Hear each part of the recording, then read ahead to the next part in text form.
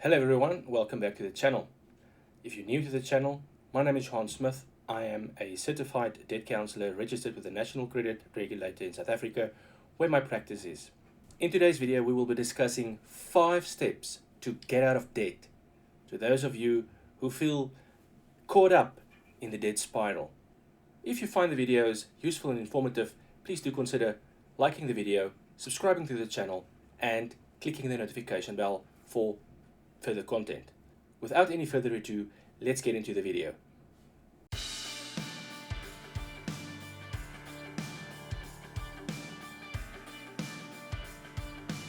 Step 1. Get serious. Breaking the habit the credit industry wants you to keep.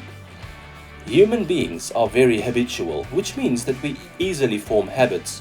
One can quickly form the habit of relying on credit to solve all your problems. Breaking this habit will cause you some discomfort at first because credit can mimic the effect of financial relief, though in the long run it causes more financial difficulty, especially when overused. You will really only start to feel more motivated once you've gotten through the discomfort part and you start seeing your actual cash flow improve as accounts start dropping off. Planning is essential. Begin by taking stock of your income and expenses as well as all your assets. You also need to make a comprehensive list of all your debt, including the balances, installments, and interest rates. Also, any other costs associated with the accounts remaining outstanding.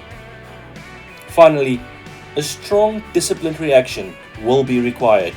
When it comes to getting out of debt, an overreaction is better than an underreaction. So get fired up, get angry, get motivated. This will take all the willpower you have. The entire credit industry wants you to remain in credit. Step 2. Stop borrowing. You'll never get out of debt if you can't stop taking on more and more debt. This includes not only new credit, but any credit you currently have outstanding, of which the balances are increasing due to you not paying enough to bring them down.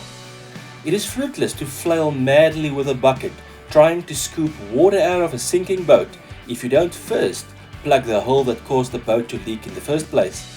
So make sure you're not taking on new debt and that your monthly payments are enough to cover the interest and costs of the debt you already have. If you can't manage this, you may already be over-indebted and in a debt spiral and may need to seek professional help. Step 3. Get tough on your expenses. Know where your money goes. You'd be amazed to see how many people don't keep proper track of their monthly expenses. Print your latest 3 months bank statement. Now use 3 different colored highlighters to mark all payments you made. Attribute a status to each color, one for obligated expenses like rent, utilities and bank charges, one for regular expenses that make your life easier but that you can technically live without, like gardening services, internet services and subscriptions, and a third color for all other expenses and payments left on the statement.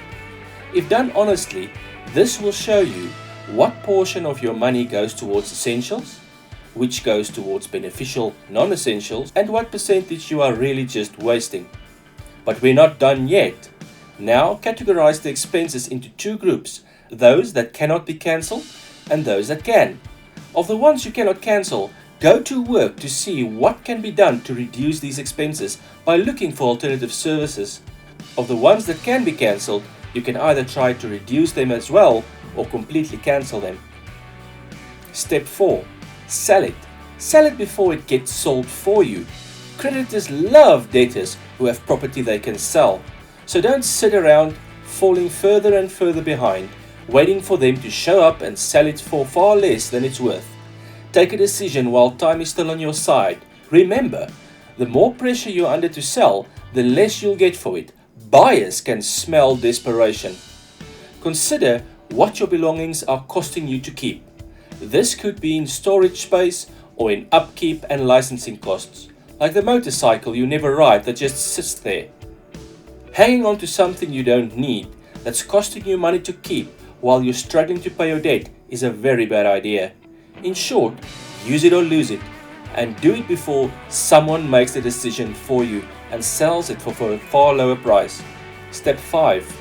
If the steps mentioned in 1 to 4 didn't work out, don't stop there. Over-indebtedness is not the kind of problem that goes away on its own. And please don't try to borrow yourself out of debt. It doesn't work. Speak to a professional advisor on the matter to assist you with restructuring your credit obligations and coming up with a plan that will work for you. If you're a South African citizen, you can schedule an appointment with a debt counselor like myself that can assist you with restructuring your accounts to reduce the required monthly installments, but still pay off the accounts within a reasonable amount of time. For our South African audience, if you would like to schedule an appointment, you can check out our website and complete the contact form at the bottom. We will then contact you to set up an appointment. I hope you found this video to be helpful, and if so, please consider liking the video and subscribing to the channel and clicking the notification bell to receive more content. That's all for now. Take care and bye bye.